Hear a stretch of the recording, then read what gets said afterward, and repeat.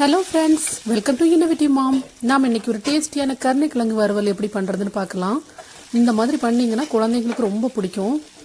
வாங்க எப்படி பண்ணுறதுன்னு நம்ம இப்போ பார்க்கலாம். கருணைக்கிழங்கு இந்தளவு சைஸில் கட் பண்ணி வச்சுக்கோங்க. அப்புறம் என்ன பண்ணணும்னா, அதில் இருக்கிற ஊறல் தன்மை போகிறதுக்கு வேண்டி நம்ம கொஞ்சம் புளி கரைசலில் அதை ஊற வைக்கணும். தண்ணி ஊற்றிக்கோங்க, புளி போட்டுக்கோங்க.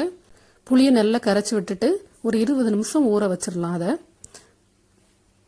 சேனக்கிழங்குன்னு சொல்லுவாங்க. இதை சில இடங்களில் கருணைக்கிழங்குன்னு சொல்லுவாங்க.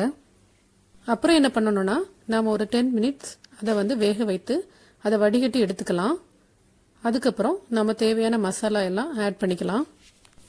நான் 2 ஸ்பூன் கொத்தமல்லி பொடி, 2 ஸ்பூன் சில்லி பவுடர், அப்புறம் சால்ட் தேவையான அளவு, அதுக்கப்புறம் ஒரு 1/2 ஸ்பூன் டர்மரிக் பவுடர், மஞ்சள் தூள், இவ்வளவும் ஆட் பண்ணியிருக்கேன்.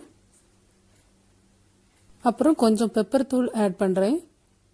பெப்பர் தூள் உங்களுக்கு வேண்டாம்னா நீங்கள் ஆட் பண்ண வேண்டாம். அதுக்கப்புறம் கடைசியாக கொஞ்சம் கரம் மசாலா தூள் டேஸ்ட்டுக்காக ஆட் பண்ணுறேன். இந்த மாதிரி பண்ணிங்கன்னா குழந்தைங்களுக்கு ரொம்ப பிடிக்கும், விரும்பி சாப்பிடுவாங்க. இந்த மாதிரி ட்ரை பண்ணி பாருங்கள் வீட்டில். நல்லா கிளறி விட்டுக்கோங்க. மசாலா எல்லா இடமும் படுற மாதிரி அதை மிக்ஸ் பண்ணி ஒரு 10 to 15 நிமிஷம் ஊற வச்சிடலாம். அதுக்கப்புறம் எடுத்து நம்ம ஃப்ரை பண்ணிக்கலாம். ஓகே ஃப்ரெண்ட்ஸ், என்னோட வீடியோஸ் பிடிச்சிருந்தா லைக் பண்ணுங்க, மறக்காம ஷேர் பண்ணுங்க, சப்ஸ்கிரைப் பண்ணுங்க, பக்கத்தில் இருக்கிற பெல் ஐக்கான் பிரஸ் பண்ண மறந்துடாதீங்க. அப்போதான் உடனுக்குடன் நான் போடுற வீடியோஸ்க்கு நோட்டிஃபிகேஷன் உங்களுக்கு கிடைக்கும். ஓகே, நம்ம இப்போ ஃப்ரை பண்ணலாம். ஃப்ரை பண்ணும்போது கருவேப்பிலை கொஞ்சம் சேர்த்துக்கோங்க. ஒவ்வொரு வாட்டி நம்ம போடும்போதும் கருவேப்பிலை ஒரு 4-5 சேர்த்துக்கோங்க. அது அந்த ஸ்மெல்லும் நல்லாயிருக்கும், நமக்கு டேஸ்ட்டும் நல்லாயிருக்கும், அது உடம்புக்கும் நல்லது.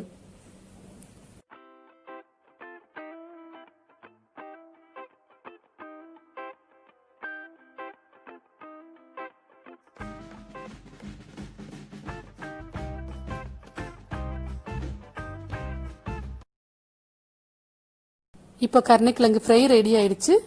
இப்போ நம்ம எல்லாருக்கும் கொடுத்து நாமளும் சாப்பிடலாம். Okay, bye bye, Tata, see you.